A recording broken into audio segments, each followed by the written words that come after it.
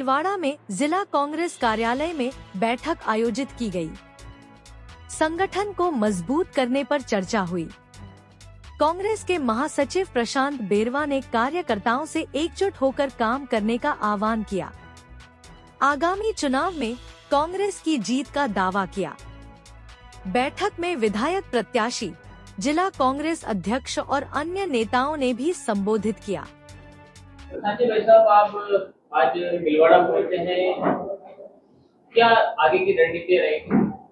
देखिए, अभी लोकसभा चुनाव से हम फ्री हुए और हमारा संगठन थोड़ा सा कमजोर चल रहा था, क्योंकि मेन चुनाव तो हो गए। अब आने वाले टाइम में पंचायतों के चुनाव है, नगर निगम के चुनाव है, नगर पालिका के चुनाव है, उसमें कैसे और मजबूती रह सके, इसलिए पार्टी ने पूरे राजस्थान में जिले की जो कमेटियां हैं, चाहे ब्लॉक अध्यक्ष है, चाहे अपने मंडल अध्यक्ष है, पूरी कमेटियों को वापस से ताकत देने काम करने के उपलक्ष्य में आया हूँ। मैं उम्मीद करता हूँ कि आने वाले टाइम में हम और मजबूत कैसे निकलें, अच्छे लोगों को, कार्यकर्ताओं को जोड़ा जाए, अच्छे जो पार्टी के कार्यकर्ता हैं जिन्होंने बड़ी अच्छी लगन से, चाहे वो लोकसभा हो चाहे विधानसभा का चुनाव में काम किया, उनको मौका दे। सर, आप प्रदेश के महासचिव भी हैं, राजस्थान में कांग्रेस को मजबूत करने के लिए कांग्रेस पार्टी कितना प्रयास कर रही है? देखिए, प्रयास चल ही रहा है। आप देखिए कि पिछले 10 सालों में बीजेपी की 25 के 25 सांसद जीता करते थे। इस बार आपको मालूम है कि हमारे प्रयासों से हमारे डोटासरा साहब हैं, टीकराम जूली साहब हैं, आपने मेहनत करके लोकसभा के अंदर 8 सीटें तो हमने खुद ने जीती, बाकी अलायंस की 3 सीटें जिताई। तो परिवर्तन उन्होंने किया है, उसका श्रेय मैं समझता हूँ कि हमारे राहुल गांधी जी और डोटासरा साहब और सारे कार्यकर्ताओं को जाता है। तो मेहनत निरंतर प्रोसेस है। आप देखिएगा, बड़ा चुनाव आता है, फिर छोटा चुनाव आता है, फिर बड़ा चुनाव आता है, ये चलता रहता है। किस वक्त पे हम कितने मजबूत हैं और अपना कितना असेसमेंट कर पाते हैं, हम वो उसी के तहत हम लोग आगे और मजबूती से काम करेंगे। दिवाली में पहले आप विदाई दे चुके हैं और सभी विधानसभा चुनाव में आपने देखा इस प्रकार से भारतीय जनता पार्टी ने अपनी सरकार बनाई। अब क्या लगता है सर, आने वाले कल में जो चुनाव होने वाले हैं उसको लेकर कांग्रेस पार्टी कितना तैयारी कर रही है? देखिए, आपको मालूम है कि आज जैसे मैं चुनाव लड़ा, मैंने विधानसभा में चुनाव लूज कर दिया, मगर आज ये हालत है, सब लोग बोलते हैं साहब आप बहुत बढ़िया थे। अभी सरकार का कुछ पता नहीं है, भ्रष्टाचार चरम पर है। जो वर्तमान में एमएलए जीते हुए हैं वो ढंग से काम नहीं कर रखे, पानी हमको ढंग से नहीं मिल रहा, बिजली हमारे ढंग से नहीं आ रही। तो तमाम वो मुद्दे सरकार से कहीं ना कहीं त्रस्त हो गए। उसका नज़ारा आपको लोकसभा में देखने को मिल गया है। मैं समझता हूँ कि हम इतनी बुरी तरह से नहीं हारे थे पिछली बार भी विधानसभा चुनाव कि हमारे फिर भी 71 लोग जीत के आए चुनाव। नेक टू नेक फाइट है। आगे वाला टाइम में देखिएगा 100% हम कांग्रेस सरकार बनाएगी। अभी बीजेपी के अंदर बहुत बड़ी बेचैनी है, लॉबियां लड़ रही हैं। वो कहते हैं कि हमारे मुख्यमंत्री पर्ची के हैं, वसुंधरा जी कुछ नहीं कर पा रही। कोई कहता है कि वो सीएम बनेंगे, कोई कहता है कि दिया कुमार जी सीएम बनेंगे, कोई कहता है कि यही सीएम बनेंगे। तो इनका झगड़ा चल रहा है। लोगों को विश्वास नहीं है इनकी जनता इस सरकार के ऊपर कि कौन डिसीजन ले रहा है। चीफ सेक्रेटरी सरकार चला रहे हैं कि नेता सरकार चला रहे हैं कि दिल्ली सरकार चला रही है। बड़ा कंफ्यूजन की भ्रमित की स्थिति है, इनसे मैनेज नहीं हो पा रहा है। उसी कारण रहा कि इनकी हार लोकसभा में इतनी ज्यादा रही राजस्थान। आप बता रहे भ्रामक स्थिति है लोकसभा में भी।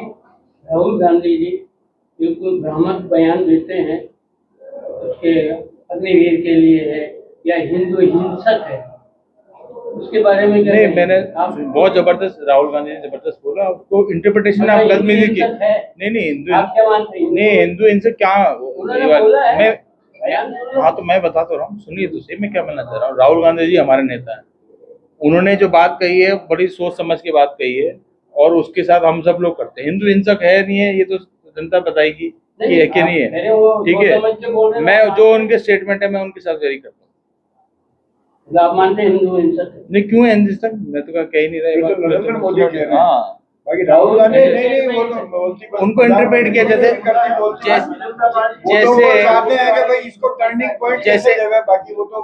जैसे मैं बताऊं, जैसे पहले ये बोला था कि उधर से आलू निकलेगा और सोना नहीं निकलेगा, ये प्रधानमंत्री जी ने बोला था। वही कोर्ट एक सेकंड, हाँ लाइव वही बता रहा हूँ, वो इंटरप्रेशन है। उनको वो कोर्ट, उनको वो कोर्ट कर रहे थे, वही बात उनको इंटरप्रेट करा दी। बीजेपी का काम है भ्रांति फैलाना, कंफ्यूजन करना। के लिए बोला कुछ नहीं मिलते, जबकि उनको 1 करोड़ रुपए मिलते हैं। अगर झूठ बोल रहे हैं, किसको मिला? आप मुझे बताइए, किसको 1 करोड़ रुपए मिला है? बताइए किसको मिला है? नहीं मरा है तो बताइए। नहीं है, नहीं मिले, गुमराह करने की बात है। प्रधानमंत्री जी की स्कीम है। हाँ, देखिए, सेना रक्षा मंत्रालय जी के अंडर में ये प्रधानमंत्री जी के अंडर में कॉन्ट्रडिक्शन करने वाली बात है हाउस के अंदर। पहली बार राहुल गांधी जी बोल रहे हैं, उनको बोलने नहीं जा रहा। जैसे पहले किया था, 150 लोगों को एक्सपेल कर लिया, कितनी दादागिरी करी आपको मालूम है। ईडी का कितना दुरुपयोग किया, सीबीओ का क्या मेंबरशिप गायब करी इनकी, कितना परेशान करके रखा आपको मालूम है। आज उनको कम से कम लीडर ऑपोजिशन तो निकल के आए, वो उनको पूरा हक है हिंदुस्तान के अंदर जो मुद्दे हैं, आम जनता के मुद्दे, उनको उठाने का। अब उसको कैसे इंटरप्रेट करते हैं वो आप जाने। सर, आप दलित समाज से भी आते हैं, और दूसरी बात है कि राजस्थान के अंदर आप कितना देखने लगे, तो क्या स्थिति में? देखिए, आज़ादी से पहले और आज़ादी के बाद में बहुत जमीन आसमान का फर्क है, और एट्रोसिटीज होती रहती हैं। वर्तमान सरकारें होती हैं, उनको निपटने की कोशिश करती है, क्योंकि दलित चौथा वर्ण रहता है, गरीब रहता है, उनकी इक्वलिटी तक पहुंचे नहीं है। बाबा साहब ने संविधान दिया उनको बताने का, मगर अभी भी मूल से काफ़ी दूर है। मगर इसका मतलब ये नहीं कि हमारी सरकार ने जो लॉ बनाया, जो हमने आरक्षण दिया, उसके खातिर आज ये है कि दलित खड़ा भी है, दलित डॉक्टर भी है, दलित इंजीनियर भी है, दलित टीचर भी है। समाज के हर वर्ग को वो सर्व कर रहा है, और दलित ज़्यादा मेहनत से काम करता है, क्योंकि उस पर हमेशा आरोप लगाया जाता है कि ये भाई इनकम्प्लीट हो सकता है, ये ग्रेस दे के पास कर सकता है। वो जिंदगी भर तक अपना सुबह रिटायरमेंट जब तक नहीं है तब तक वो अपने आप को प्रूव करने लगता है कि मैं और जो बड़े वर्ग है उनके बराबर का हूँ। देखिए, मदन दिलवार जी, मैं जब लास्ट था तब भी थे, वो पता नहीं कुछ ना कुछ स्टेटमेंट उल्टा सीधा देते रहते हैं। मैं समझता हूँ कि वो इतने सीरियस नहीं है, कभी वो क्या बोलते हैं, कभी क्या बोलते हैं। आई थिंक मैं इससे अवॉइड लेना चाहता हूँ। मदन दिलवार जी नेता है, कभी कहते हैं कि मैं कसाई हूँ, कभी क्या बोलते हैं, तो क्या बोलते हैं, तो मैं समझता हूँ कि मैं तो दूर रहना चाहता हूँ। मैं पर्सनल वो है। एक सवाल आपसे सीधा सीधा जुड़ा हुआ है। निमाई साहब विधायक रह चुके हैं, आपके वहाँ पर एक आरोप लगा था ये 25 करोड़ का जिस प्रकार से 25 नहीं 26 करोड़ का है, 26 करोड़ का है। 1 करोड़ का मत करो थोड़ा मुझे। देखिए, जुर्माना लगा। हाँ, जुर्माना लगा, वो सब राजनीतिक तौर पर बनाया गया।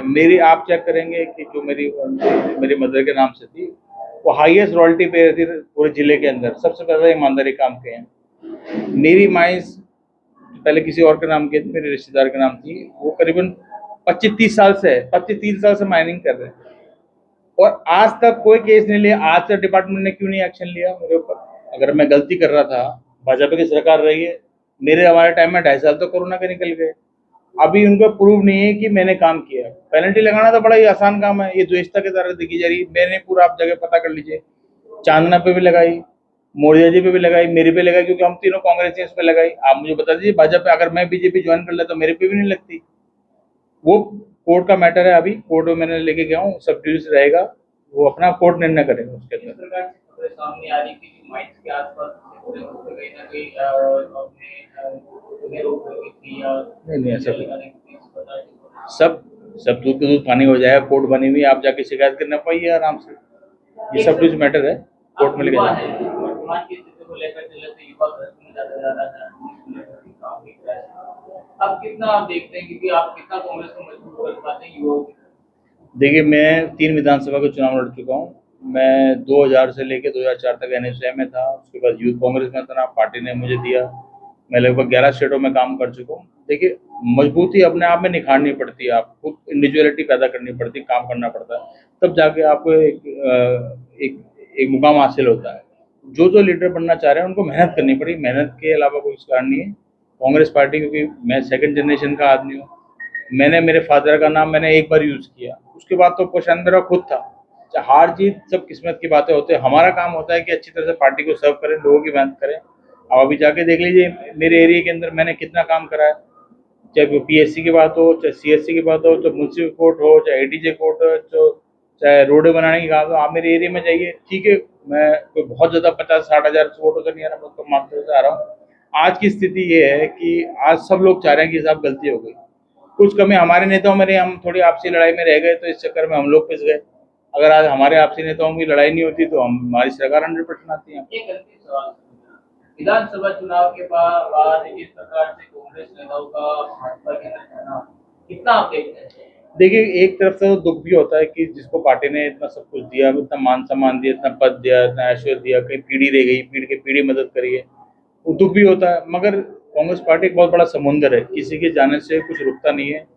बल्कि राजस्थान के अंदर तो टू वे सिस्टम है, या तो बीजेपी या कांग्रेस। वहाँ पे या तो बीजेपी में रहो, कांग्रेस में रहो, तो वहाँ फर्क नहीं पड़ता नहीं है। यहाँ पे जो चले गए वो चले ही गए, मान लीजिए। आपको बहुत लोग हैं कार्यकर्ता, बहुत सक्षम लोग हैं कांग्रेस के अंदर, जो उनसे ज्यादा मेहनती हो सकते हैं, उनसे ज्यादा कारगर हो सकते हैं। आप ये देखिएगा, जब आने वाला जब चुनाव आएगा, ये सब लोग कांग्रेस में आएंगे, देख लेना। अब मैं आपको बताता हूँ। Thank you.